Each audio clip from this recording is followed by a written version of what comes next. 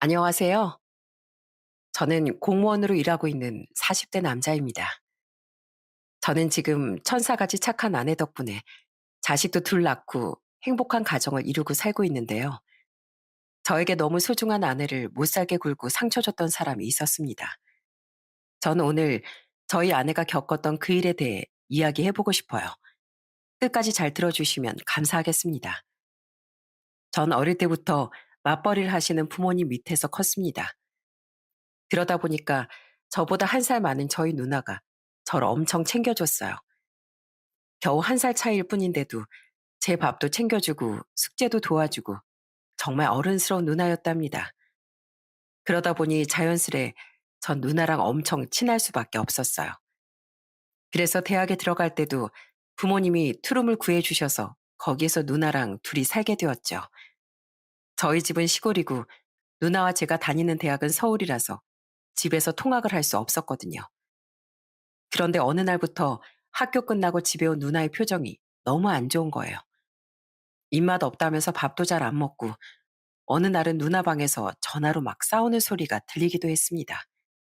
저는 너무 걱정되는 마음에 누나한테 넌지시 물어본 적도 있었어요. 누나, 요즘에 무슨 일 있어? 내가 진짜 걱정돼서 그러니까 나한테 얘기 좀 해봐. 어? 아니야. 나 진짜 아무 일도 없어. 난 괜찮으니까 걱정하지 마. 제가 아무리 물어봐도 대답을 안 해주니까 너무 답답하더라고요. 그러다가 어느 날 누나가 왜 그렇게 힘들어하는지 알게 되는 사건이 있었습니다. 주말에 누나랑 같이 집 앞 편의점에 갔다가 집에 돌아왔는데 저희 집 현관문 앞에 어떤 남자가 서 있는 거예요. 저희 누난 그 남자를 보자마자 깨악 하고 소리를 지르고 그 남잔 저한테 화를 내기 시작하더군요. 아, 영애 네가 왜 나한테 헤어지자고 했나 했더니 다 이놈 때문이었구만. 야, 너 뭐야? 네가 뭔데 우리 영애 집에 같이 들어가? 네가 우리 영애 꼬셔가지고 나랑 헤어지라고 했냐? 전 그제서야 그동안 누나를 힘들게 한 범인이 누군지 알게 되었어요. 그래서 저는 그 남자의 멱살을 잡고 이렇게 얘기했어요. 야, 우리 누나 괴롭힌 사람이 바로 너였구나. 딱 보니까 우리 누나가 너랑 잠깐 만나다가 헤어지자고 했나 본데 헤어지자면 그런 줄 알아야지. 왜 집까지 찾아오고 난리야? 너 오늘 내가 한번 작살내 줄까? 제가 덩치가 좀 큰 편이라 그런지 무섭게 얘기하니까 그 남자가 겁을 먹고 바들바들 떨더군요. 그러더니 남동생인 줄은 몰랐다면서 꽁무니가 빠지게 도망가 버리는 거예요. 나중에 누나한테 들어보니까 누나랑 잠깐 만났던 전 남자친구인데 집착이 너무 심해서 헤어지자고 했더니 맨날 쫓아다니고 괴롭혔다고 하더군요.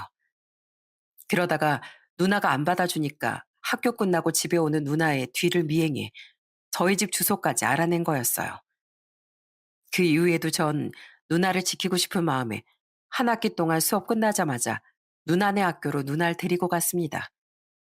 그리고 주말에도 항상 같이 있으면서 누나를 지켜줬죠. 그러자 한동안 계속 누나 주변을 어슬렁거리던 그놈도 어느새 지쳤는지 떨어져 나가더군요. 저는 저한테 너무 소중한 누나가 그런 일을 당하는 걸 보고 세상에 이렇게 나쁜 놈도 있구나 하는 걸 알게 되었습니다. 그 후 대학을 졸업한 누나는 평범한 직장에 취업을 하게 되었고 저는 공무원 시험에 도전해 합격하게 되었어요. 저희 누나한테 있었던 일을 생각하니까 그런 나쁜 놈들이 더 이상 설치지 않기 위해선 공무원의 역할이 중요하다고 생각했거든요. 그렇게 공무원 생활을 하던 중 저희 누나가 정말 좋은 사람을 만나서 결혼을 하게 되었어요. 매형은 참 마음씨도 넓고 다정한 사람이었는데 딱 봐도 누나가 매형한테 엄청 사랑을 받는 것 같더라고요. 매형, 우리 누나 항상 잘 챙겨줘서 고마워요. 우리 누나가 원래 성격도 조금 소심하고 너무 착하다 보니까 평소에 손해도 많이 보고 사는 성격이거든요. 그런데 매형이 이렇게 옆에서 든든하게 지켜주니까 제가 너무 안심이 되네요. 아유, 나야말로 처남한테 고맙지. 여태까지 처남이 우리 와이프 옆에서 많이 도와주고 지켜줬었다면서 여태까지 처남이 하던 역할 이제부터 내가 할 테니까 처남도 걱정하지 마. 알았지? 그렇게 누나가 매형과 행복한 결혼 생활을 하는 걸 보면서 제 마음도 너무 행복했답니다. 그러다가 제 나이 30대 초반에 저도 지인의 소개로 지금의 아내를 만나게 되었어요. 아내는 정말 상냥하고 착한 사람이었는데 결혼 전에 한 번은 저한테 이런 얘기를 하더라고요. 오빠, 내가 그동안은 오빠한테 얘기를 안 했는데 사실 우리 집이 조금 특별한 편이야. 내가 태어나자마자 우리 엄마가 돌아가시고 나 7살 때 우리 아빠가 새엄마랑 재혼을 하셨거든. 그때 새엄마가 나보다 2살 어린 아들을 데려왔었고 우리 아빠하고 사이에서 막내 남동생까지 낳으셨어. 그래서 그런지 남들은 재혼 가정이라고 안 좋게 보기도 했는데 난 그래도 우리 가족이 너무 좋더라고. 아내는 혹시라도 제가 재혼 가정에 대해 안 좋게 생각할까 봐 얘기를 한 거였는데 저는 그게 별로 문제가 된다고 생각하지 않았어요. 오히려 가족한테 정이 많은 것 같아서 좋아 보였어요. 물론 저희 부모님도 마찬가지였죠. 그래서 저는 30대 초반에 아내와 결혼을 하게 되었습니다. 아내는 워낙에 싹싹하고 밝은 성격이라 결혼 후에 저희 집에 엄청 잘하더라고요. 특히 저희 누나랑 엄청 친해서 둘이 쇼핑도 많이 다녔답니다. 어머님, 저희 어때요? 저랑 형님이랑 이렇게 옷 맞춰 입으니까 완전히 쌍둥이 같죠? 어머나, 진짜 그렇게 입으니까 둘이 완전 자매 같네. 나도 모르게 딸을 한 명이 아니라 2명 낳았나 보다. 그런데 너희는 어쩜 그렇게 단짝처럼 잘 붙어 다니니? 형님이 워낙에 저한테 잘해주시니까 제가 형님을 좋아할 수밖에 없잖아요. 그나저나 어머님, 저희가 어머님 선물도 사왔어요. 짜잔! 어때요? 이번엔 어머님이랑 셋이서 커플로 입어요. 이렇게 하고 돌아다니면 셋이 자매인 줄 알지도 몰라요. 아이고, 내가 이 나이에 너희랑 자매 소리 들으면 영광이지.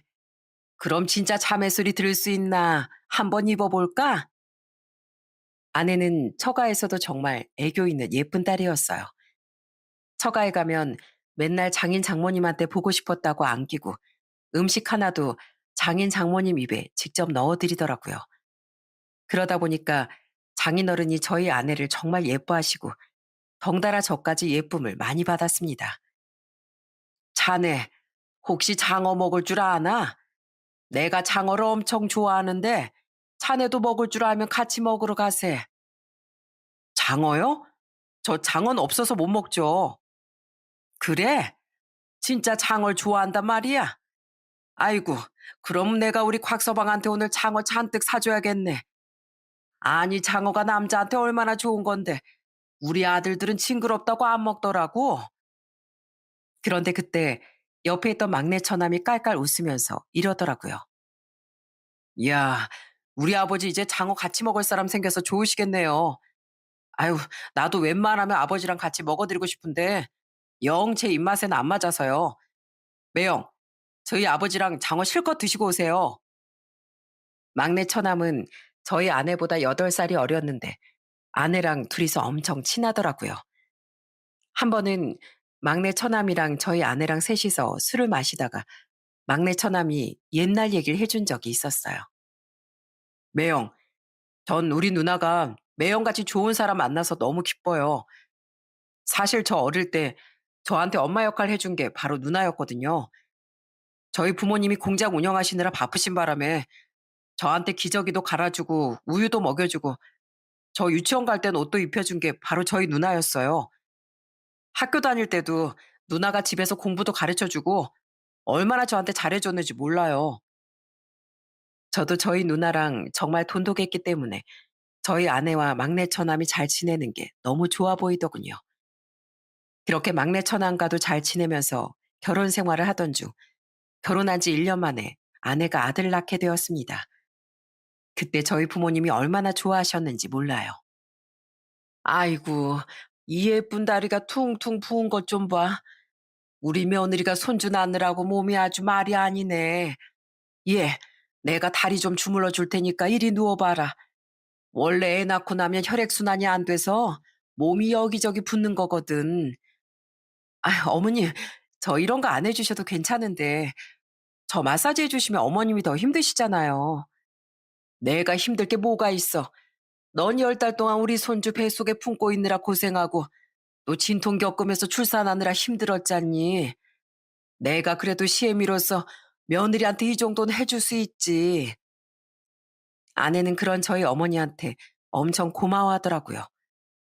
저희 부모님은 아내를 워낙 예뻐하셔서 그 이후에도 엄청 많이 챙겨주셨어요. 그런데 반대로 저희 장모는 딸이 손주를 낳았는데도 별로 기뻐하는 기색도 없으시고 무심하게 선물만 주시더군요. 수정아, 이거 아기 기저귀랑 젖병이거든. 오늘 마트 갔는데 세일하길래 사왔으니까 써라. 그 이후에 저희 아내가 딸도 하나 낳았는데 그때도 장모는 여전히 무뚝뚝 하시더군요. 그런데 아내랑 결혼 생활을 하다 보니 장모 성격이 저희 아내한테만 무뚝뚝하다는 걸 알게 되었죠. 은근히 아내랑 처남들을 차별하셨는데 그중에서도 둘째 처남을 그렇게 예뻐하시더라고요. 한 번은 저희 아내의 생일이었는데 장모가 생일상을 차려주신다고 해서 처가에 가게 되었습니다. 그런데 저는 차려진 생일상을 보고 깜짝 놀라고 말았어요. 분명히 저희 아내 생일인데 아내가 잘 안 먹는 해물찜이 차려져 있는 거예요. 그런데 그 해물찜이 둘째 처남이 제일 좋아하는 음식이었는지 둘째 처남만 신나서 허겁지겁 먹더라고요. 아이고, 역시 우리 정혁이가 잘 먹네. 사람은 이렇게 뭐든지 복스럽게 먹어야 복이 들어오는 거야. 그나저나 수정이 너, 내가 기껏 생일상 차려줬더니 왜 이렇게 깨작거리면서 먹니? 너 먹는 것만 보면 나까지 밥맛이 뚝 떨어진다. 너 설마 아직도 편식하는 거야? 그런데 그때 조용히 식사만 하시던 저희 장인어른께서 한마디 하시더군요. 당신은 지금 뭘 잘했다고 큰 소리야? 우리 수정이 생일인데 당연히 수정이 좋아하는 음식으로 해줬어야지. 평범하게 미역국 끓였으면 수정이가 얼마나 맛있게 잘 먹었겠어? 아니, 생일에 미역국은 식상하니까 그렇지. 그리고 난들 수정이가 아직도 편식할 줄 알았나? 직장 생활하고 결혼까지 했으니까 당연히 고친 줄 알았지. 그런데 그 이후에도 장모는 자꾸만 둘째 처나만 챙기더군요. 한 번은 저희 아내가 회사에서 보너스를 받았다면서 그걸로 처가 식구들한테 한턱 쏘겠다고 한 적이 있었어요. 그래서 아내가 뭐 먹으러 갈지 장모한테 전화해서 물어보는데 장모가 저희 아내한테 이러시는 거예요. 예, 보너스 받았으면 그 돈으로 그냥 우리 정혁이 용돈이나 줘라. 정혁이 이번에 다니던 회사 그만두고 잠깐 쉬고 있는 거 알잖니. 용돈이라도 있어야 친구도 만나고 술도 사 먹고 하지. 결국 아내는 골치가 아팠는지 그냥 장모와 상의하지 않고 자기가 알아서 식당을 예약하더군요. 그러다가 둘째 처남이 다시 취업을 하게 되었는데 이번엔 또 장모가 아내한테 전화해서 이러시는 거예요. 수정아, 네 동생 취업했는데 선물 없니? 그래도 누나가 돼서 동생한테 정장이나 구두 한 켤레라도 사줘야지. 네 동생 네가 안 챙기면 도대체 누가 챙기니? 아내가 그 전화를 받고 한숨을 푹푹 쉬길래 저는 장모가 너무 둘째 처나만 챙기는 것 같아 아내한테 이렇게 물어봤습니다. 여보, 장모님은 왜 이렇게 둘째 처남한테만 이거 해줘라 저거 해줘라 하시는 거야? 게다가 첫 취업도 아니고 잠깐 쉬다가 재취업한 거잖아. 그러는 당신 취업할 땐 둘째 처남이랑 장모님이 선물을 해주셨어? 아니, 나 취업할 땐 아무것도 없었지. 물론 우리 아빠랑 막내 동생이 선물해주긴 했지만 엄마랑 정혁인 아무 관심도 없었는데 뭘. 오히려 엄만 나보고 이제 취업했으니까 한 달에 생활비 30만 원씩 내라고 하더라고. 저는 은근히 장모한테 차별받는 아내가 안쓰럽게 느껴졌어요. 그럼에도 불구하고 저희 아내는 모든 가족을 다 사랑하는 사람이었습니다. 그렇게 결혼 생활 하던 중 둘째 처남이 결혼을 하게 되었어요. 그런데 하루는 장모가 저희 아내한테 전화해서는 주말에 집으로 오라고 하시는 거예요. 수정아, 이번 주 토요일에 정혁이가 신혼여행 갔다가 우리 집으로 온단다. 결혼하고 처음 오는데 맛있는 거라도 해줘야 되지 않겠니? 나 혼잔 힘드니까 네가 와서 좀 도와주렴. 그렇게 저희 부부는 아침 일찍 가서 음식 준비를 했습니다. 옆에서 막내 처남도 많이 도와주더라고요. 그런데 그날 처남댁이 신혼여행에서 사온 가방을 장모한테 선물했는데 장모가 팔짝팔짝 뛰면서 엄청 좋아하시더라고요. 어머, 어쩜 이렇게 나한테 딱 잘 어울리는 걸 사왔니? 나 이번에 모임 있는데 이 가방 꼭 메고 가야겠다. 가서 우리 며느리가 사왔다고 아주 자랑을 잔뜩 하고 와야겠어. 사실 저희도 신혼여행 갔다 와서 똑같이 가방을 사다 드렸는데 그때는 장모가 저렇게까지 좋아하시진 않았거든요. 딸보다 며느리가 더 예쁜 건지 반응이 달라도 너무 달라서 저까지 섭섭했습니다. 그런데 그 이후에도 장모는 계속 처남댁한테만 엄청 잘해주시는 거예요. 비싼 옷에 화장품에 목걸이까지 사주시고 처남댁 생일 땐 처남댁이 소고기를 좋아한다고 하니까 비싼 소고기집에 가서 소고기를 사주시더라고요. 그런데 처남댁이 조카를 출산한 지 얼마 안 됐을 때 저희 아내가 처남댁한테 안부 전화를 한 적이 있었습니다. 그런데 전화를 끊은 아내의 표정이 너무 안 좋은 거예요. 제가 왜 그러냐고 물어보니까 아내가 이러더라고요. 아니, 우리 엄마가 올케한테 비싼 산후조리원을 끊어주셨다네?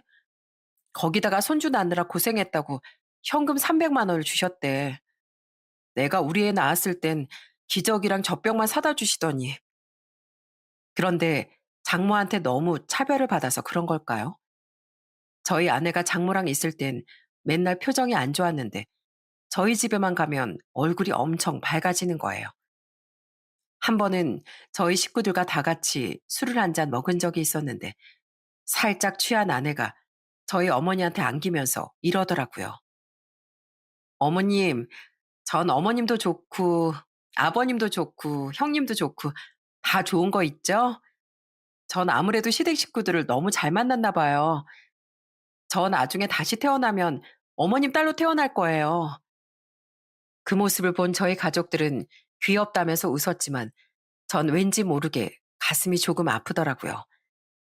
아내가 술김에 왜 그런 말을 했는지 알 것 같았거든요. 그래서 저는 다음날 아내한테 그동안 궁금했던 걸 물어봤습니다. 여보, 둘째 처남이랑 그렇게 차별받으면 섭섭하지 않아? 보니까 장인어른은 당신이 이렇게까지 차별받는 것도 모르시는 것 같은데 장모님한테 직접 말씀드리기 힘들면 장인어른한테라도 말씀드려봐야 되는 거 아니야? 에이, 그냥 나만 조금 서운한 거 참으면 되는데 뭐하러 그래. 괜히 엄마한테 그런 얘기했다가 서로 기분 상하는 것도 싫고 아빠한테 얘기해서 집안에 분란 생기게 하고 싶지도 않아. 그냥 나 하나만 참으면 우리 가족 전부 다 안 싸우고 행복하게 살 수 있잖아. 저는 그 말이 이해가 되지 않았지만 아내의 생각이 워낙 확고해서 아내의 의견을 존중해 주기로 했습니다. 하지만 때때론 제가 먼저 나서서 한바탕 엎어버리고 싶을 때도 많았어요. 그런데 시간이 흘러 어느덧 제가 결혼한 지 8년쯤 됐을 때 처가에 정말 청천벽력 같은 일이 일어나고 말았습니다. 최근에 몸이 좀 안 좋다고 하시던 저희 장인어른께서 병원에 갔다가 췌장암 진단을 받고 마신 거예요. 저희 아내는 너무 큰 충격을 받아서 펑펑 울더라고요.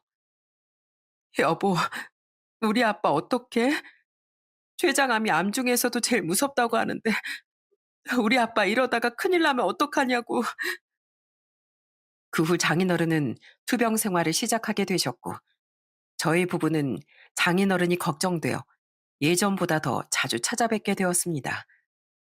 그런데 하루하루 장인어른이 건강해지시기만을 바라며 지내던 중 장모가 저희 아내한테 전화해서는 이러시는 거예요.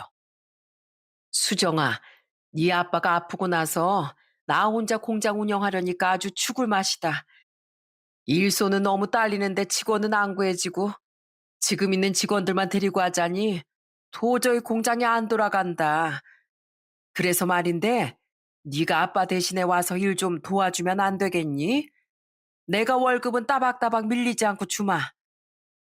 아내는 그 전화를 받고 저와 상의를 하더니 결국은 그 공장에서 일을 하겠다고 하더군요. 저희 아내가 애들을 키우느라고 회사를 그만뒀다가 마침 그때 다시 취업하려고 알아보고 있는 중이었거든요.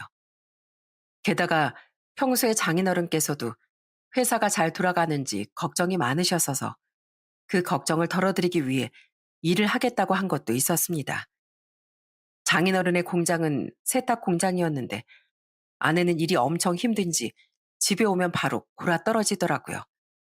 하지만 아내는 그렇게 고생하면서도 틈만 나면 저랑 같이 장인어른의 병문안을 갔습니다. 아빠, 몸은 좀 괜찮으세요? 평생 부지런하게 일하시다가 이렇게 병원에 누워 계시려니까 답답하시죠? 아니다. 그래도 너랑 우리 정민이가 자주 와주니까 얼마나 기운이 나는지 몰라. 그나저나 청혁이 그놈도 너희 둘처럼 좀 착실하게 살았으면 좋겠는데 내가 이렇게 병원에 누워 있는데도 걱정도 하나 안 하고 툭 하면 나한테 전화해서 돈 좀 보내달라고 하더구나. 아휴, 내가 그놈한테 회초리를 더 들었어야 했는데. 그러자 옆에 있던 막내 처남이 한숨을 푹 쉬면서 이러더군요. 아휴, 형은 아직도 그 모양이에요? 우리 아버지가 우리 키우느라 얼마나 고생하셨는데 왜 아직도 돈 달라는 한심한 소리만 하고 있냐고요. 둘째 처남뿐만 아니라 장모도 공장 일이 바쁘다면서 병문안을 잘 오지 않는다고 하시더군요. 장인어른도 내심 그게 섭섭하신 것 같았어요. 그런데 계속 공장 일을 하던 저희 아내가 언젠가부턴 너무 힘들어 보이는 거예요. 퇴근하고 오면 표정도 맨날 안 좋길래 왜 그러냐고 물어보니까 별일 아니라면서 말을 안 해주더군요. 그런데 하루는 퇴근하고 아내가 집에서 밥을 먹다가 코피를 주르륵 흘린 적이 있었어요. 저는 너무 깜짝 놀라서 아내한테 이렇게 말했습니다. 여보, 괜찮아? 병원 가야 되는 거 아니야? 아니, 요즘에 당신 안색도 너무 안 좋고 엄청 피곤해 하잖아. 이참에 장모님한테 말씀드려서 하루 쉰다고 해. 공장 일보다 당신 건강이 더 중요하잖아. 에이, 무슨 코피 한 번 흘렸다고 병원을 가고 일을 쉬어. 잠깐 휴지로 맞고 있으면 멈출 테니까 걱정하지 마. 아내는 그렇게 얘기하면서 절 안심시키려고 했지만 저는 계속 걱정이 되더군요. 그런데 아내가 공장에서 일한 지 7개월쯤 됐을 때 제 걱정이 현실로 일어나게 된 사건이 있었어요. 그날은 제가 지방 출장을 가서 정신없이 일하고 있었는데 나중에 휴대폰을 확인했더니 한참 전에 아내한테서 문자가 와 있는 거예요. 그런데 그 문자 내용이 너무 이상했습니다. 여보, 난 너무 힘들어. 도저히 못 버티겠어. 나 좀 도와주면 안 될까? 전 아무래도 무슨 일이 일어난 것 같은 느낌에 아내한테 바로 전화를 했습니다. 그런데 아무리 전화를 해도 전화를 받질 않는 거예요. 그래서 공장으로 전화를 해봤더니 전화를 받은 공장 직원이 저한테 이러더군요. 사모님 아까 병원에 실려가셨어요. 점심시간에 좀 크게 다치셨거든요. 저는 그 말을 듣고 깜짝 놀라서 바로 아내가 있는 병원으로 달려갔습니다. 병원까지 가는 내내 아내한테 무슨 일이 생겼을까봐 얼마나 마음을 졸였는지 몰라요. 그런데 병원에 도착해서 아내가 있는 병실 앞에 도착을 했는데 마침 병실 안쪽에서 장모가 나오더군요. 장모님, 저희 와이프 어떻게 된 거예요? 네? 그런데 장모는 당황스러워하는 얼굴로 병실 문을 막고선 저한테 이러는 거예요. 내가 천천히 얘기해 줄 테니까 일단 돌아가게. 의사가 안정을 취해야 된다고 했으니까 지금 들어가면 안 돼. 그게 무슨 말씀이세요? 들어가면 안 된다뇨? 아이, 글쎄, 지금은 못 들어간다니까 그러네. 우리 수정이 내가 알아서 보살필 테니까 자네는 얼른 집으로 돌아가게. 제가 남편인데 어떻게 그냥 집으로 돌아갑니까? 저 무슨 일이 있어도 저희 와이프 지금 무슨 상태인지 봐야겠습니다. 저는 너무 걱정되는 마음에 장모를 밀치고 병실 안으로 들어갔어요. 그리고 그 안에서 충격적인 아내의 모습을 보게 되었습니다. 아내가 어딜 많이 다쳤는지 온 몸에 깁스를 하고 있었거든요. 장모님, 이게 어떻게 된 일입니까? 도대체 어디서 어떻게 다쳤길래 이 사람이 이런 꼴을 하고 누워있는 거냐고요? 제가 그렇게 묻자 장모가 울먹거리면서 저한테 이러시더군요. 아니, 아까 점심시간에 밥 먹으러 가려고 하는데 갑자기 계단 쪽에서 쿵 하는 소리가 나는 거야. 그래서 급하게 달려가 보니까 우리 수정이가 바닥에 누워있지 뭔가. 내가 그걸 보고 얼마나 가슴이 철렁했는지. 뭐라고요? 아니, 멀쩡하던 사람이 갑자기 왜 계단에서 굴러떨어져요? 갑자기 그런 일이 왜 일어나냐고요? 그게 글쎄, 병원에 실려오고 나서 보니까 맹장염이었다지 뭔가. 이 착한 게 아픈데도 꾹 참다가 그렇게 됐나 봐. 곽서방, 우리 수정이 안쓰러워서 어떡하나. 저 역시도 아픈 걸 참다가 이런 사고가 났다는 얘기를 듣고 너무 가슴이 아프더라고요. 그래서 아내의 옆을 지키고 있었는데 어느새 정신을 차린 아내가 저한테 둘이서만 할 말이 있다는 거예요. 그래서 저는 장모님한테 제가 아내 옆에 있을 테니 집에 가서 쉬시라고 했습니다. 장모는 왠지 모르게 가기 싫어하는 것 같았지만 제가 완강하게 얘기하니까 어쩔 수 없이 가시긴 하더라고요. 그런데 장모가 집에 돌아간 후 전 아내의 입에서 정말 충격적인 얘기를 듣고 말았습니다. 여보, 나 진짜 못 살겠어. 내가 그래도 여태까지 날 키워준 엄마니까 참아보려고 했는데 이제 더 이상은 못 참겠단 말이야.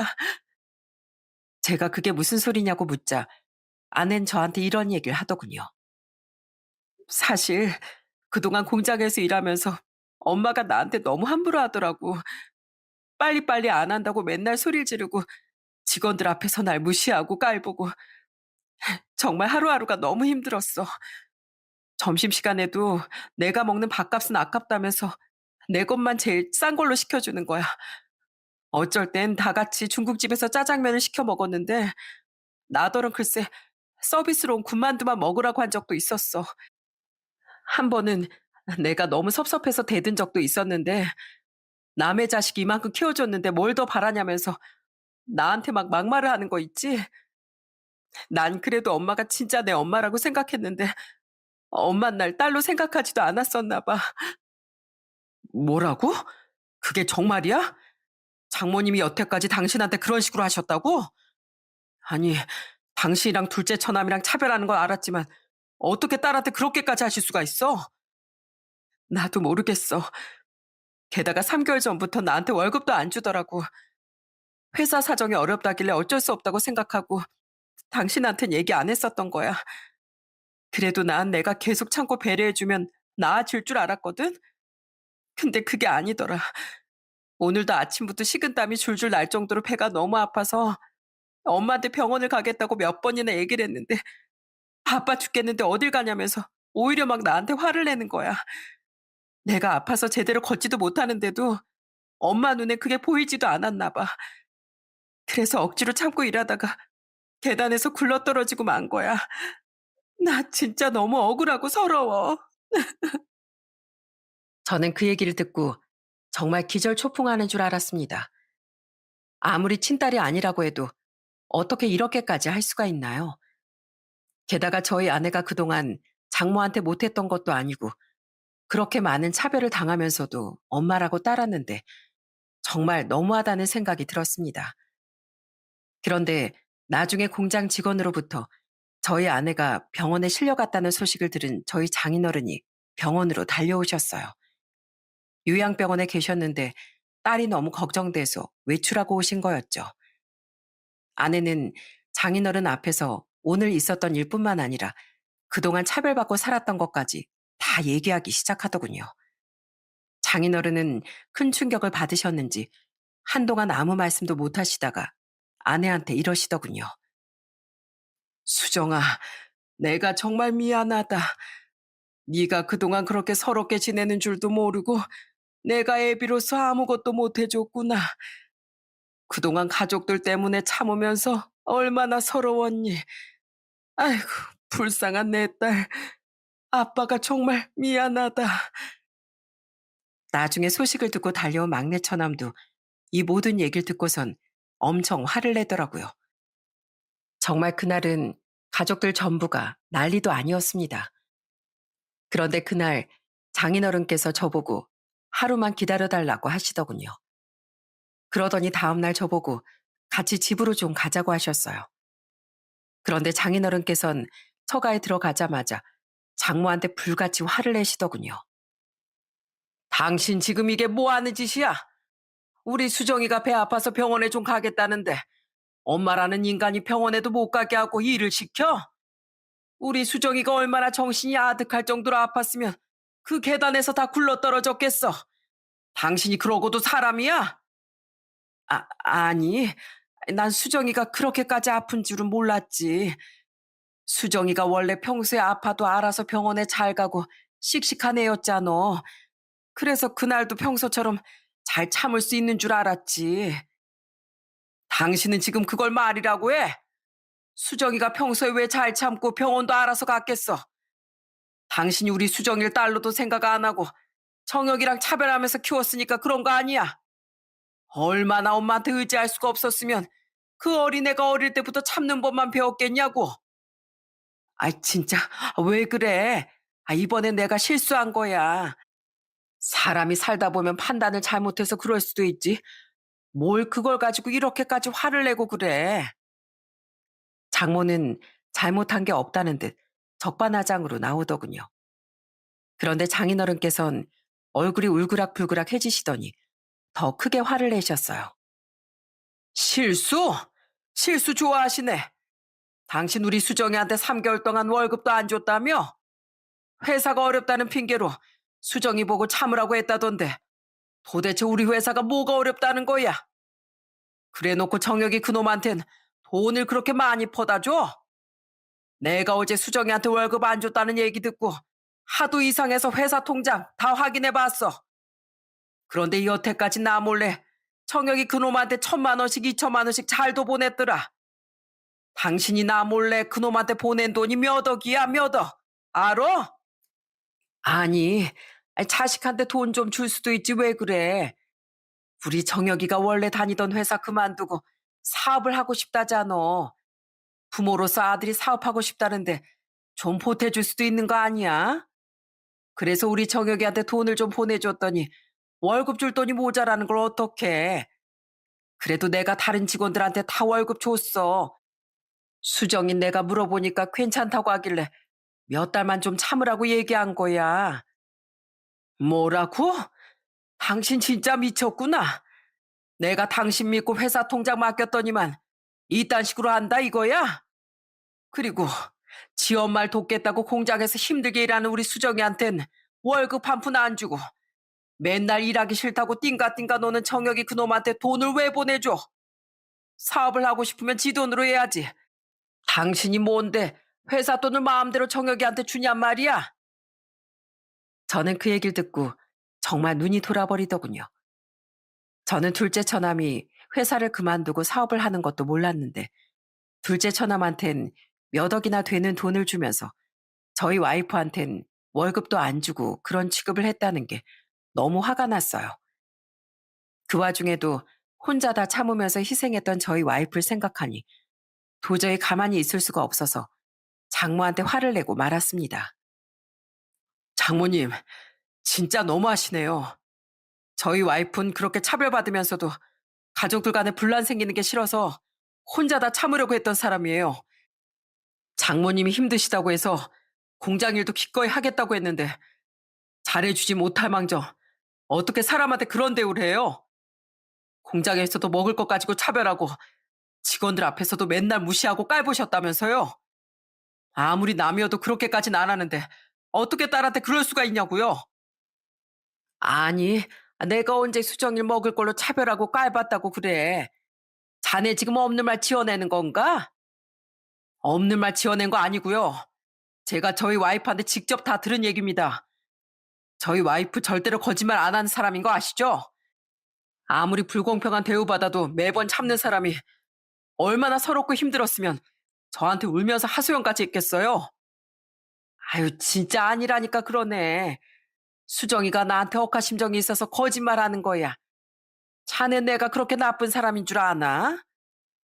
거짓말하는 거라고요? 그럼 진짜 거짓말인지 아닌지 한번 확인해 볼까요? 장모님, 제가 무슨 일 하는지 아시죠? 저 검찰 조사관입니다. 피의자들 신문하고 증거 수집하고 조사하는 게 제 업무인데 한번 제 실력 좀 제대로 발휘해 볼까요? 제가 확실하게 조사하고 나서도 저희 와이프가 거짓말하는 거라고 말씀하실 수 있겠어요? 사실 제 직업이 공무원 중에서도 검찰 보조에서 일하는 검찰 조사관이었거든요. 그런데 제가 그렇게 얘기하자 장모가 얼굴이 새파랗게 질려서는 이러시더라고요. 뭐야, 자네 지금 나 협박하는 건가? 검찰 조사관이라고. 아이, 그렇게 죄 없는 사람한테 함부로 얘기해도 되는 거냐고. 죄가 정말로 없는지 있는진 조사해보면 다 나옵니다. 공장에 CCTV도 있고요. 공장 직원들한테 증언도 받을 수 있고요. 끝까지 떳떳하다고 하시니까 제가 오늘부터 제대로 털어드리겠습니다. 그러니까 각오하세요. 뭐야? 자네 지금 그거 진심으로 하는 얘긴가? 그래요, 진심입니다. 저도 제가 세상에서 제일 사랑하는 저희 와이프가 그렇게 당하고 사는 거 도저히 못 보겠네요. 그러니까 지금부터라도 저희 와이프한테 그런 식으로 행동하신 거 반성하면서 사세요. 아시겠어요? 제가 그렇게 말하자 장모는 아무 말도 못하고 바닥에 털썩 주저앉더군요. 저는 도저히 화가 가라앉지 않아서 그대로 처가에서 나오고 말았습니다. 그리고 바로 아내가 입원한 병원으로 가서 아내의 손을 잡고 이렇게 얘기했어요. 여보, 이젠 더 이상 참고 살 필요 없어. 당신한테 나도 있고 장인어른도 있고 막내 처남도 있잖아. 그리고 우리 가족들도 있는 거 알지?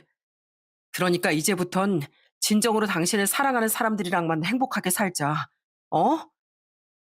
알았어, 여보. 나도 이젠 그렇게 할래. 난 그냥 엄마라는 사람은 없다고 생각하면서 살 거야. 평생 가족들을 위해서 참고 살던 저희 아내가 처음으로 큰 결심을 하게 되는 순간이었어요. 그 후 아내는 퇴원을 하게 되었지만 한동안은 계속 깁스를 하면서 살았어요. 장인어른도 다시 요양병원으로 돌아가셨는데 어느 날 저희 아내랑 막내 처남한테 큰 돈을 보내주시더군요. 여쭤보니까 장모가 둘째 처남한테 해준 돈을 똑같이 나머지 자식들한테도 해준 거라고 하셨습니다. 그런데 둘째 처남이 그걸 어떻게 알았는지 갑자기 저희 집에 찾아온 거예요. 하필 그날 장인어른께서 잠깐 병원에서 외출해서 막내 처남과 같이 저희 집에 와 계셨는데 둘째 처남이 저희 집에 들어오자마자 어이없어 하는 표정으로 이러더라고요. 뭐야, 누나한테 따지러 왔더니 여기 아버지랑 정민이까지 있네. 이제 보니까 나만 빼고 셋이서 아주 짝짝꿍하고 있었구만. 아버지, 이왕 여기 계신 거 아버지한테 직접 물어보면 되겠네요.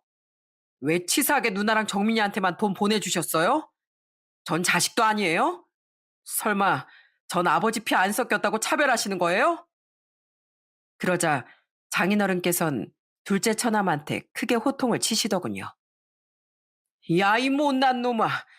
넌 이미 네 엄마가 돈 보내줘서 충분히 가져다가 썼잖아. 여태까지 너 혼자만 다 받았으니까 나머지 자식들한테도 똑같이 나눠주겠다는데 도대체 뭐가 불만이야? 에이씨, 난 그 돈 벌써 다 썼단 말이에요. 난 지금 돈 한 푼 없이 빈털털인데 누나랑 정민이한테만 돈 주면 억울하잖아요. 억울한 건 네가 아니라 네 누나랑 정민이겠지. 너 여태까지 네 엄마 등에 업고 네 멋대로 살아온 거 기억 안 나냐? 제발 사람이라면 정신 차리고 똑바로 살 생각을 해. 네 엄마처럼 남한테 피해주면서 이기적으로 살 생각하지 말고. 알았어? 아, 내가 뭘 잘못했다고 그래요? 아무튼 나도 돈 필요하니까 당장 돈 보내줘요. 당장 돈 달라고요. 둘째 처남이 그렇게 소리를 치자 이번엔 막내 처남이 나섰습니다. 형, 제발 그만 좀 해. 나이가 몇인데 아직도 그따위로 살아? 어머니가 형만 좋아하는 바람에 여태까지 형은 편하게 살았잖아. 형이 그렇게 어머니한테 편애받을 때 우리 누난 혼자 얼마나 서러움을 감추면서 살았는지 알아? 난 우리 어머니도 용서 못하지만 형도 용서 못해. 그러니까 더 욕심 부리지 말고 제발 형 능력으로 알아서 살아. 여태까지 받을 만큼 받았으니까 이제 우리 앞에 나타나지 말라고. 뭐라고? 너 지금 말 다 했어? 그래, 말 다 했다. 그러니까 당장 여기서 꺼져. 가서 어머니랑 둘이서 찌지고 볶고 잘 살라고. 알았어? 막내 처남은 그렇게 말하고선 둘째 처남을 밖으로 내쫓아 버리더군요. 장인어른께서도 엄청 화가 나셨는지 계속 한숨을 내쉬셨어요. 그 후 장인어른께선 도저히 장모랑 못 살겠다며 장모한테 이혼을 선언하셨습니다. 그랬더니 장모가 수시로 장인어른한테 찾아와선 이혼하지 말아달라고 애원을 하더라고요. 그래서 제가 시간 날 때마다 요양병원 앞에 지키고 서서 장모를 막아 세웠습니다. 자네, 나 자네 장인 좀 만나봐야겠네. 내가 이 나이에 남편한테 이혼당하고 어떻게 살겠는가? 그러게 자식들 차별하지 말고 똑같이 잘해주셨어야죠. 이건 다 장모님이 자처하신 거니까 그냥 받아들이세요. 안 그래도 저희 장인어른 아프신데 이렇게 자꾸 찾아와서 힘들게 하시는 거 저 용납 못합니다. 그러니까 당장 돌아가세요. 돌아가시라고요. 곽서방, 제발 부탁이네. 제발. 장모뿐만 아니라 둘째 처남도 저희 아내랑 막내 처남한테 전화해서 수시로 돈을 내놓으라고 한다더군요. 하지만 둘 다 꿈쩍하지 않고 둘째 처남의 전화번호를 차단하기까지 했어요. 결국 장인어른은 장모와 재산 분할을 하고 이혼을 하게 되었습니다. 더 이상 공장을 운영할 수가 없어서 공장도 다른 사람한테 팔아버리셨어요. 몸이 그렇게 안 좋은 와중에도 모든 것을 제자리로 돌려놓기 위해 정말 애를 많이 쓰셨습니다. 그런데 그렇게 책임감 강하신 저희 장인어른께서 그 사건이 있은 지 5개월 만에 엄청 위독해지셨어요. 마지막으로 할 얘기가 있다며 저희 부부랑 막내 처남을 부르시더니 이런 말씀을 하시더군요. 수정아, 내가 정말 너한테 미안하다. 내 소중한 딸한테 그렇게 서러운 세월을 겪게 만들다니. 이게 다 내가 애비 자격이 부족해서 그랬던 거였어. 그리고 정민아, 너만큼은 네 형이랑은 다르게 잘 자라줘서 정말 고맙구나. 네가 그래도 네 누나 편을 들어줘서 내가 참 마음이 든든했단다. 그리고 곽서방, 우리 집안에 이렇게 큰일이 있었는데 나서서 증거 수집도 해주고 많이 도와줘서 정말 고맙네. 내가 세상 떠나고 나면 자네가 우리 집안의 기둥 역할을 해줬으면 좋겠어. 자네한테 우리 딸 좀 잘 부탁하네. 그날 저희 부부랑 막내 처남은 가슴이 아파서 얼마나 많이 울었는지 모릅니다. 결국 장인어른께선 그 말씀을 하시고 일주일 있다가 돌아가시고 말았어요. 그렇게 장례식을 치르게 되었는데 저희 부모님께서 오셔서 아내를 많이 위로해 주시더군요. 애미야, 네 마음이 지금 많이 힘들지? 그래도 박가사돈께서 너처럼 예쁜 딸을 키울 수 있어서 생전에 참 행복하셨을 거야. 그러니까 우리 박가사돈 좋은 곳에 가서 편히 쉬시라고 기도해드리자. 어, 어머님, 저 진짜 가슴이 찢어질 것 같아요. 저 지금도 저희 아빠가 너무 보고 싶단 말이에요.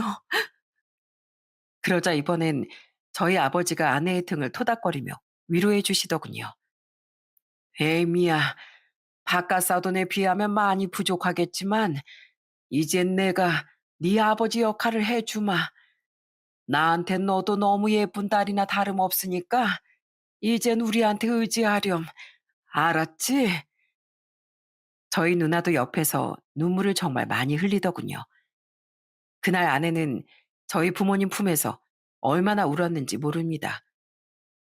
그렇게 장인어른을 떠나보내드린 후 한동안은 참 힘들었습니다. 그래도 아내가 마음을 굳게 먹고 다시 직장을 구해서 일을 하게 되었어요. 이젠 더 이상 차별하는 가족도 없고 일하는 대가도 제대로 받으니까 아내의 얼굴이 점점 좋아지더라고요. 여보, 나 오늘 월급 받았다? 우리 월급 받은 기념으로 애들 데리고 맛있는 거 먹으러 갈까? 아참, 이왕 먹으러 가는 거 우리 정민이도 부르려고 하는데 어때? 처남도 부르면 나야 좋지. 안 그래도 요즘에 처남이 바쁘다고 해서 못 본지 좀 오래됐잖아. 그러니까 처남도 시간 되면 오라고 해. 그렇게 저희 부부는 막내 처남과 계속 잘 지내면서 살았어요. 막내 처남도 그때 장모랑 둘째 처남한테 많이 실망해서 그 두 사람하고는 아예 절연을 하고 저희하고만 연락하며 지내고 있어요. 저희 부부 역시도 장모랑 둘째 처남이랑 아예 연락도 안 하고 있었고요. 그런데 그런 생활을 3년 정도 했을 때 갑자기 장모가 저희 아내한테 전화를 하더니 이러더라고요. 수정아, 잘 지내니? 엄마가 네 목소리 듣고 싶어서 전화해봤다. 제 목소리가 왜 듣고 싶은데요? 어차피 저랑 피도 안 섞인 남남이잖아요. 여태까지 남 취급해놓고 이제 와서 제 목소리 듣고 싶다는 게 말이 된다고 생각하세요? 미안하다. 내가 그땐 우리 정혁이를 너무 예뻐하다 보니까 나도 모르게 너한테 너무 서운하게 했던 것 같구나.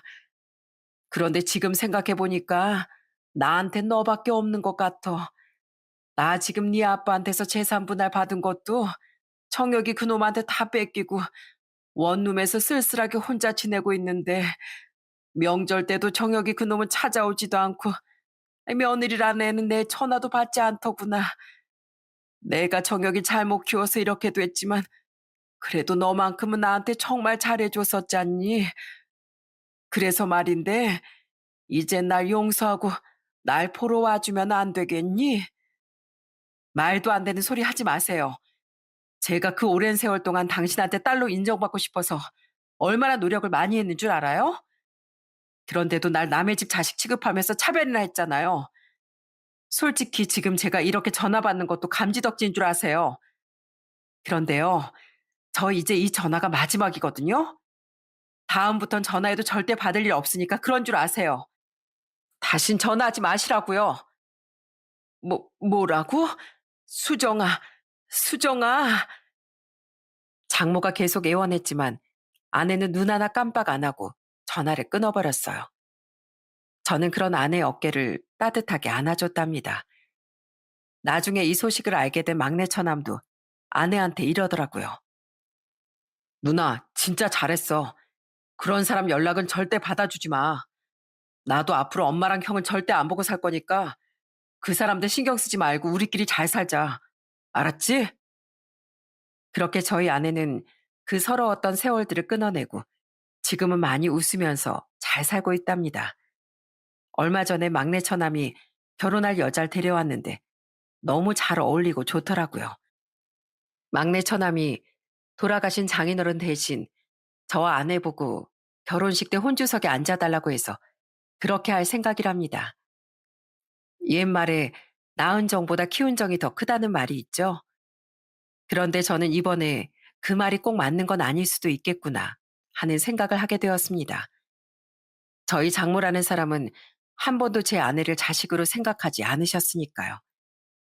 그 어린 것이 엄마의 사랑을 받고 싶어서 참고 참는 게 눈에 분명히 보였을 텐데도 어떻게 그렇게 매정하게 하실 수가 있는지 아직도 이해가 되지 않습니다. 저는 제 아내가 살면서 받아왔을 상처들을 제가 따뜻하게 보듬어주고 치유해주고 싶어요. 그만큼 아내는 저한테 정말 소중한 사람이니까요. 얼마 전엔 아내랑 처남이랑 같이 장인어른의 낙골당에 다녀왔어요. 거기에 가서도 장인어른이 돌아가시기 전에 저한테 부탁하셨던 것처럼 제가 이 집안의 기둥이 되겠다고 다짐하고 왔습니다. 앞으로는 절대 저희 아내 눈에 눈물 흘리게 하는 일 없게 만들 겁니다. 여러분, 그럼 전 이만 제 사연을 마치도록 하겠습니다. 끝까지 들어주셔서 정말 감사합니다.